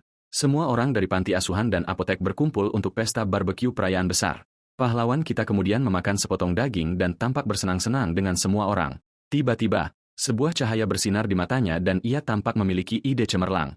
Ia kagum dengan rasanya dan mengatakan daging itu sangat lezat. Terungkap bahwa ini adalah daging dari rusa air spora racun, yang terbaik di seluruh kekaisaran. Karena tidak ada cara untuk menghilangkan racunnya, bangkai apapun yang ditemukan akan dimonopoli oleh kaisar. Sambil tersenyum, ia berpikir bahwa memilih penawar racun ini sebagai obat berikutnya adalah keputusan yang tepat. Niat awalnya hanya untuk mencegah jatuhnya korban sipil dari gelombang monster yang melanda wilayah tersebut. Namun dengan rasa ini, setiap orang yang mencobanya akan menjadi budak dari daging rusa air. Dengan ini, ia berencana untuk memasoknya ke kaisar dan mungkin bertemu dengan orang yang disebut sebagai Sword Grandmaster, guru besar pedang. Pada saat itu, Tuan Beck menarik perhatian pemuda itu untuk berterima kasih atas makanannya. Pria tua itu berterima kasih padanya karena telah memberi mereka daging yang begitu berharga dan langka. Ia kemudian berkomentar bahwa ia tidak pernah membayangkan obat baru itu akan sehebat itu. Mendengar itu, pemilik apotek bertanya apakah tidak apa-apa menutup toko dan tidak menjawab siapapun. Tetapi pemuda itu hanya menyuruhnya untuk mempercayainya dan menunggu untuk melihat apa yang terjadi pada akhirnya. Ia kemudian bertanya-tanya siapa yang akan berada dalam posisi rugi jika mereka tidak menjual penawar racunnya. Seorang pejuang dengan zirah lengkap mengeluh karena toko telah tutup selama 5 hari. Pemburu lainnya berkomentar bahwa rumor itu benar dan apotek tersebut ditutup karena tekanan pihak luar. Sang pejuang sangat marah karena ia adalah bukti hidup bahwa obat itu bekerja dengan sempurna. Tanpa berpikir panjang, ia memutuskan untuk menangani situasi ini dengan tangannya sendiri. Pria itu kemudian mencabut senjatanya, siap untuk membuat keributan di depan toko. Namun tiba-tiba, Master Li Jianghek muncul dan menyatakan bahwa gangguan tidak akan ditoleransi. Semua orang bertanya-tanya mengapa Kapten Milisi ada di sana dan berkomentar tentang hubungannya dengan Yeje. Ia kemudian mengumumkan bahwa penjualan penawar racun dilarang sampai analisis formula selesai. Sang pejuang mengeluh bahwa ini konyol dan mereka tidak bisa berburu tanpa penawar tersebut. Kerumunan setuju dan menuntut agar mereka menjual obatnya atau membawa bukti efek sampingnya. Dengan senyum di wajahnya, sang Guild Master menganggap situasi ini cukup menarik. Namun, ia hanya menatap sang pejuang dengan hina dan bertanya sejak kapan sampah berbicara kepadanya? Karena kehilangan kesabaran, ia mengatakan bahwa mereka tidak layak membuatnya menghunuskan pedang dan menyuruh mereka pergi. Sang pejuang menatap balik sang Guild Master dengan tatapan menantang dan tidak bergerak. Ia melipat tangan dan berpikir bahwa tidak ada seorang pun di sana yang akan pergi dengan mudah. Dengan mata yang bersinar, sang Master memelototi pejuang itu dan bertanya apakah kata-katanya terdengar seperti lelucon. Ketakutan, pejuang itu meminta maaf dan melarikan diri dari tempat itu secepat mungkin. Sang Master merasa kesal dan berpikir bahwa berurusan dengan hal semacam ini sangat menyusahkan. Ia kemudian merenung bahwa tidak peduli siapa yang menjual obat itu, ia harus segera berurusan dengan sang CEO. Tiba-tiba, sebuah mobil putih berhenti dan suara misterius memanggil petugas di jalan. Sang CEO kemudian menelepon seseorang dan mengatakan bahwa ia sangat terharu karena orang itu telah menghentikan sang Master. Di ujung telepon, dijelaskan bahwa sang Master tidak bisa berbuat apa-apa melawan aturan mayoritas. Mendengar itu, CEO mengatakan bahwa mereka telah memulai operasi berikutnya dan semuanya akan diselesaikan dengan cepat. Ia menjanjikan hadiah besar dan mengatakan bahwa pihak lawan tidak akan bertahan bahkan seminggu. Adegan kemudian berpindah ke kantor Letnan Jenderal Ojien Hayang, Komandan Korps Pertahanan. Di dalam, Komandan bertanya kepada pahlawan kita apakah proposal yang ia buat itu benar. Pemuda itu mengonfirmasi bahwa ia akan memasok 1 juta unit penawar racun seharga 50 miliar. Komandan O menatap pemuda itu dalam diam, tampak terkejut dengan tawaran tersebut. Dengan mata berbinar, ia mengulangi angka 50 miliar dan tampak sangat tertarik. Pahlawan kita bertanya-tanya apakah komandan itu kesal karena ia memasoknya dengan harga standar. Namun yang mengejutkan, sang komandan tampaknya dalam suasana hati yang sangat baik mengenai situasi tersebut. Ia bertanya apakah masih ada keuntungan bahkan dengan harga serendah itu, membuat pemuda itu bingung. Komandan kemudian meminta asistennya untuk mencairkan 50 miliar dari dana cadangan. Dengan senyuman, pahlawan kita meminta untuk mentransfer setengahnya sebagai deposit, tetapi mengatakan ia memiliki satu barang lagi. Ia mengungkapkan bahwa ia telah mengembangkan obat baru dan berencana untuk segera mendirikan perusahaan. Dengan itu, sang pemuda menyerahkan sepotong daging kepada komandan dan memintanya untuk mencobanya. Komandan memegang cangkir tehnya dan menatap pemuda itu dengan senyum di wajahnya. Pria itu bertanya apa ini dan apakah ini bukan sekadar daging biasa. Pemuda itu menjelaskan bahwa itu adalah daging spesial yang ia siapkan untuk Letnan Jenderal. Komandan memakan sepotong dan berkomentar bahwa rasanya tidak buruk sama sekali, tetapi ia telah menghindari daging karena alasan kesehatan. Mendengar ini, pahlawan kita menyarankan agar ia memberikannya sebagai hadiah kepada Kaisar karena beliau akan menyukai kelezatan tersebut. Ajudan komandan terkejut saat mengetahui bahwa itu adalah daging rusa air, water deer. Protagonis kita memperhatikan reaksi sang ajudan dan meminum tehnya dengan tatapan serius. Komandan berkata bahwa tentara membutuhkan orang-orang seperti dia. Adegan kemudian berpindah ke garnisun Legiun Pertahanan Binatang Iblis di pinggiran Kekaisaran. Kita melihat ledakan besar cahaya keemasan di tengah lanskap yang hancur karena perang. Sang komandan merenungkan misi legiunnya untuk mengendalikan gelombang binatang iblis. Ia berpikir bahwa akhirnya kesempatan untuk menonjol dalam karirnya telah muncul. Sambil tersenyum, ia mengulangi tentang penawar rusa air dan sepertinya memiliki sebuah rencana. Tiba-tiba, ajudannya masuk dan melaporkan bahwa transfer pembayaran telah selesai. Prajurit itu menjelaskan bahwa seperti yang ia prediksi, alasan negosiasi tersebut adalah konflik dengan asosiasi. Komandan kemudian mengucapkan selamat kepadanya dan menyuruhnya untuk terus mengawasi pemuda itu serta membantunya dengan apapun yang ia butuhkan.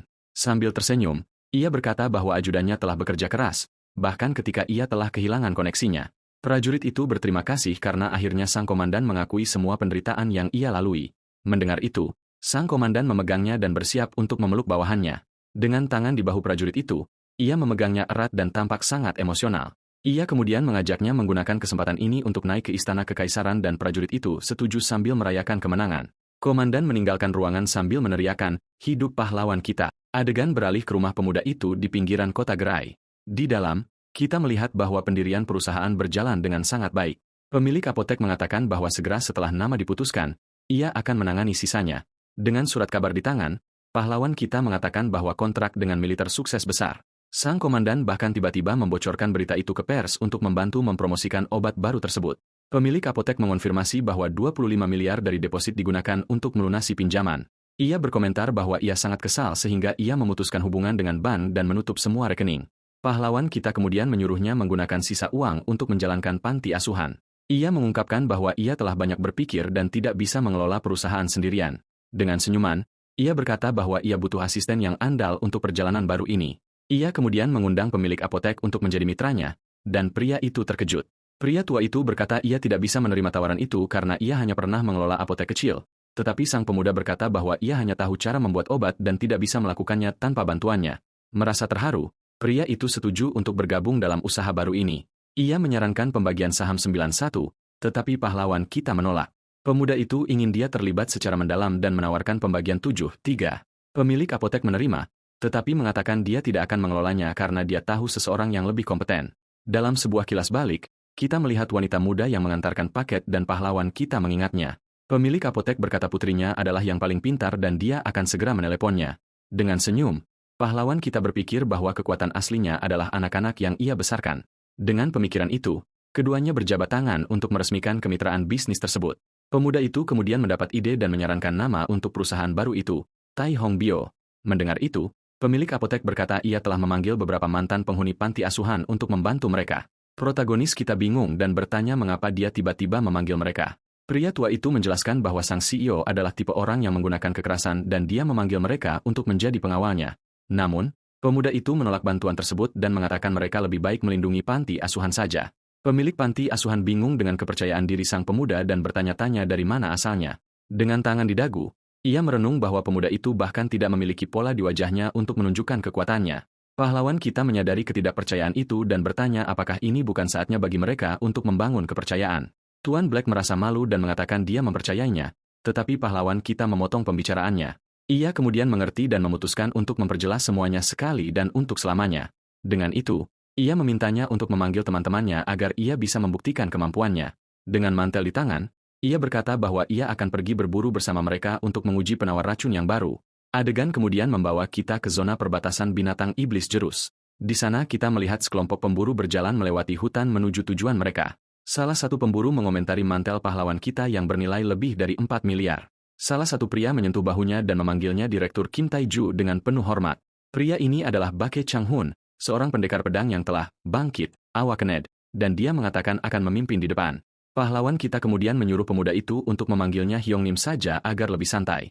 Pendekar muda itu merasa malu, tapi setuju, dan protagonis kita menganggap situasi itu lucu. Dia kemudian meminta pemuda itu untuk tetap di belakang karena kemampuan konfrontasinya lebih baik. Setelah itu, keduanya terdiam sejenak, dan si pendekar pedang meminta maaf, tetapi pahlawan kita mengatakan dia sudah terbiasa dan memahami kekhawatiran tersebut karena dia bukan seorang awakener. Dia kemudian menunjuk ke samping dan mengatakan mereka harus membereskan benda itu terlebih dahulu. Pendekar pedang itu bingung dan bertanya-tanya apa yang dibicarakan protagonis kita. Tiba-tiba, beberapa mata merah muncul di tengah semak-semak yang mengelilingi seluruh kelompok. Dengan ketakutan, pemuda itu berteriak, bertanya-tanya apakah itu Storm Moyasel, musang badai.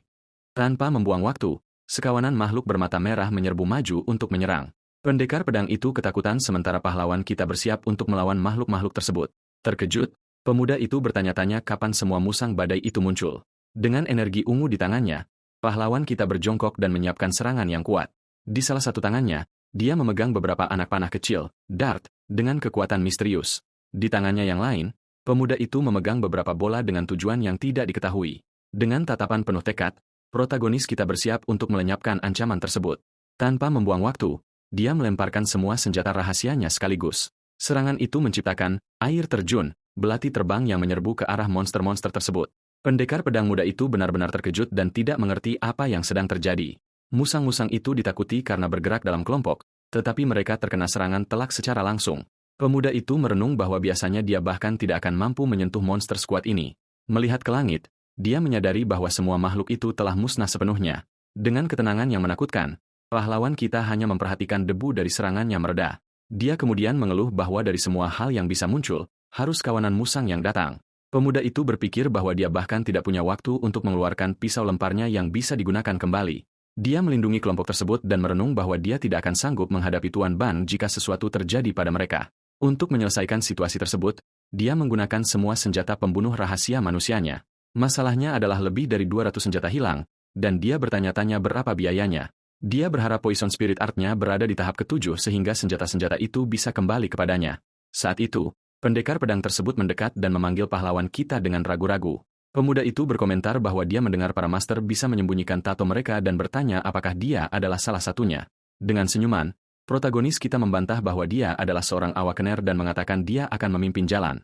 Pendekar pedang muda itu bingung karena ayahnya mengatakan sebaliknya. Sang pahlawan kemudian pergi ke depan dan pemuda itu tetap di belakang bertanya-tanya siapa dia sebenarnya. Adegan kemudian menunjukkan kelompok itu sedang beristirahat di sebuah tanah lapang sambil menunggu langkah selanjutnya. Bersembunyi di semak-semak, protagonis kita akhirnya menemukan target aslinya di hutan. Makhluk itu adalah rusa air spora beracun, Poison Spore Water Deer, dan ia sedang makan dengan tenang di lapangan. Dari kejauhan, sang pendekar bertanya apa rencananya untuk berburu rusa langka itu. Pahlawan kita menjelaskan bahwa hewan itu tahu ia tidak bisa disentuh oleh yang lain karena racunnya. Dia kemudian menyuruh semua orang untuk meminum penawarnya karena merekalah yang akan menjatuhkan makhluk itu, dan kelompok tersebut terkejut.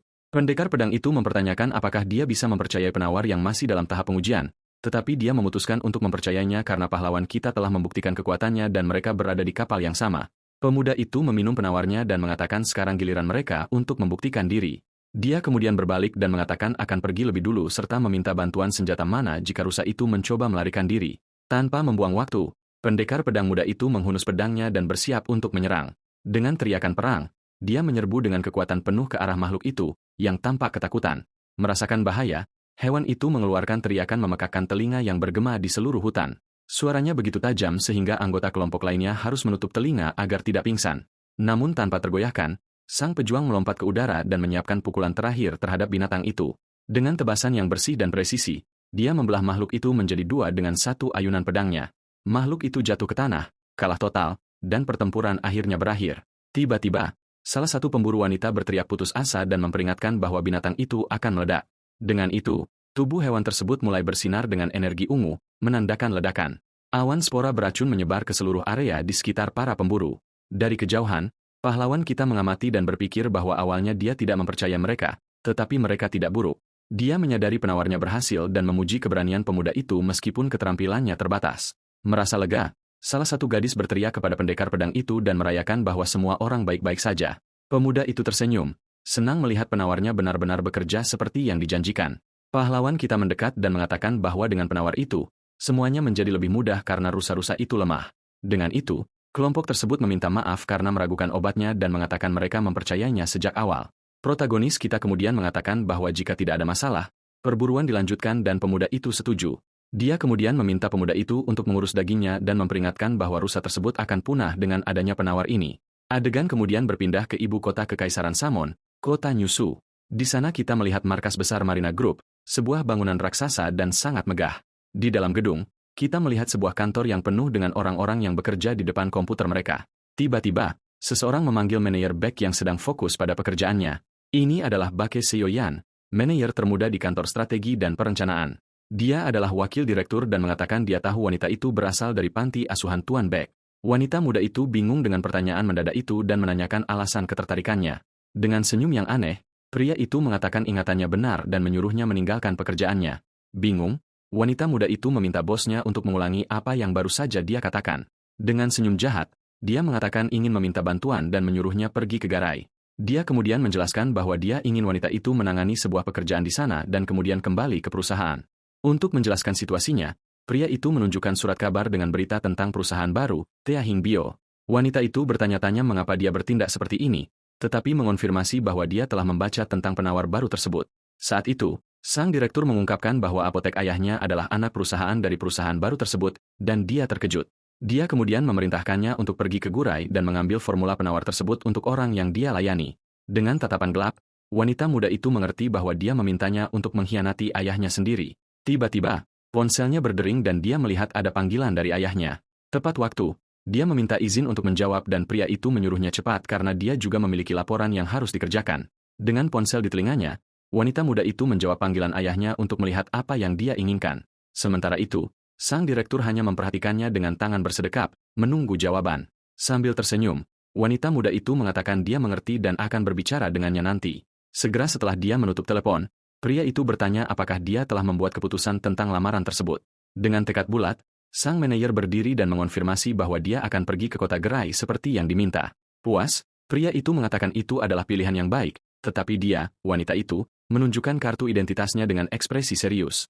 Tanpa peringatan, dia memukul perut sang direktur tepat dengan kartu identitasnya, dan dia berteriak kesakitan dengan senyum yang berseri-seri.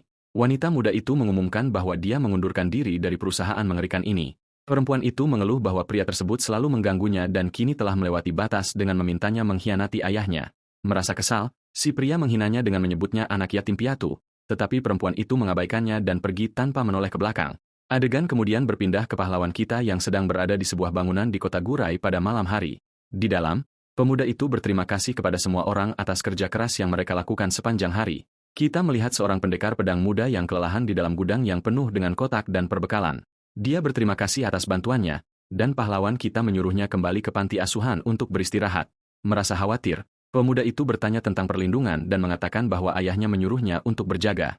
Namun, protagonis kita mengatakan bahwa setelah hari ini dia tidak membutuhkan penjaga dan menyuruhnya untuk melindungi anak-anak saja. Dia kemudian berbalik dan menyuruh anak-anak pulang karena panti asuhan seharusnya aman. Namun, dia tahu dunia ini penuh dengan orang gila dan segala sesuatunya tidak selalu berjalan sesuai rencana, terutama di tempat seperti GAR. Dia melambai kepada kelompok itu saat mereka pergi. Itulah sebabnya dia membutuhkan orang-orang yang bisa dia percayai seperti para pemburu muda tersebut. Dengan struktur perusahaan yang sudah tertata, dia berpikir sekarang bisa fokus pada obat-obatan baru. Pahlawan kita kemudian merenung bahwa segalanya telah menjadi jauh lebih besar dari yang dia harapkan.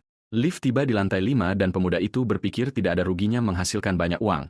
Berjalan menyusuri lorong, dia berpikir bahwa berkat keberhasilan ini, dia mampu membeli rumah seperti itu. Pemuda itu kemudian bergumam bahwa memiliki rumah sendiri adalah perasaan yang sangat aneh. Dia menggantung mantelnya dan mulai merenungkan hidupnya hingga titik ini.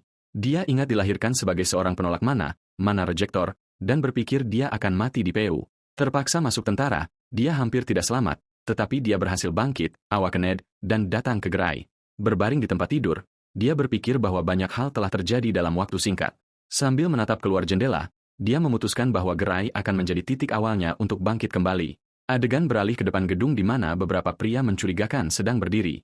Ini adalah Masang SIK, pemimpin geng lokal, yang menatap gedung pahlawan kita dengan seringai. Dia berkomentar bahwa si pemula itu sudah bisa membeli properti dan itu membuatnya bangga. Salah satu anak buahnya mengatakan bahwa penawar racun nyamuk telah sukses dan penawar racun rusa akan segera keluar. Bosnya marah dan membentak seolah-olah dia sudah tahu hal itu, dan anak buahnya meminta maaf dengan wajah ketakutan. Masang SIK berpikir jika bukan karena permintaan Johun 6, dia akan mengambil formula itu untuk dirinya sendiri.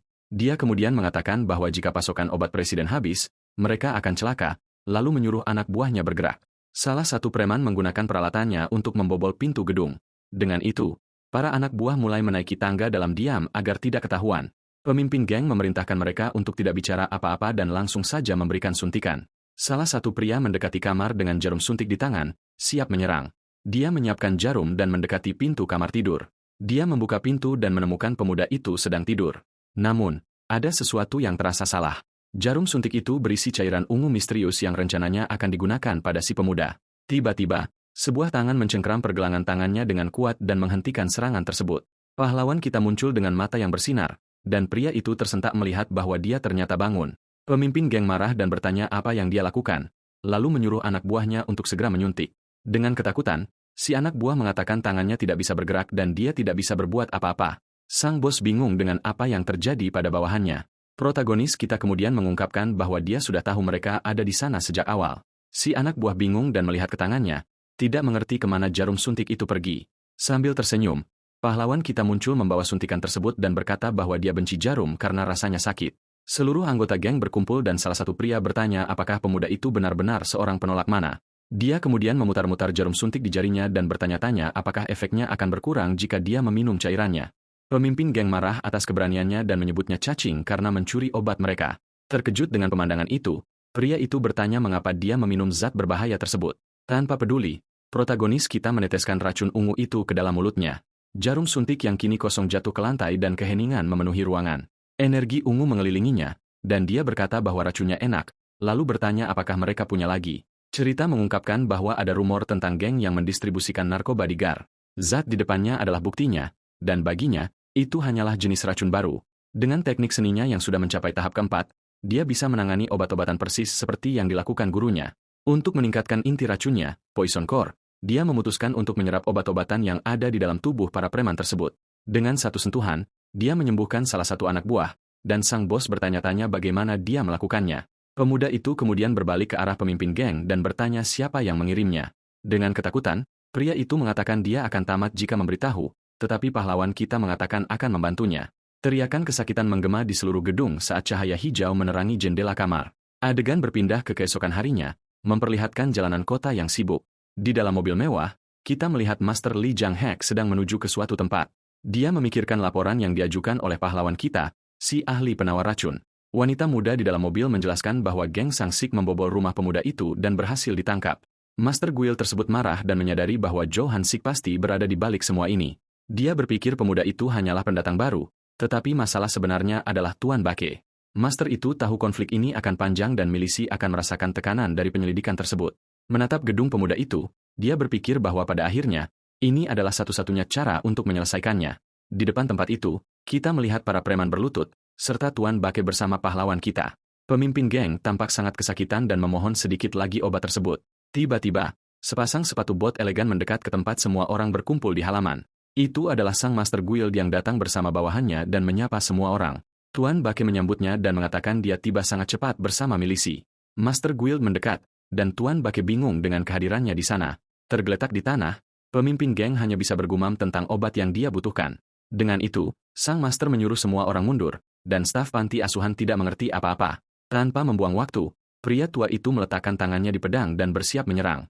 Dia menghunus bilahnya dan mengatakan akan mengeksekusi preman tersebut atas nama Kaisar. Namun tiba-tiba, seberkas cahaya hijau muncul dan menangkis serangan pedang itu.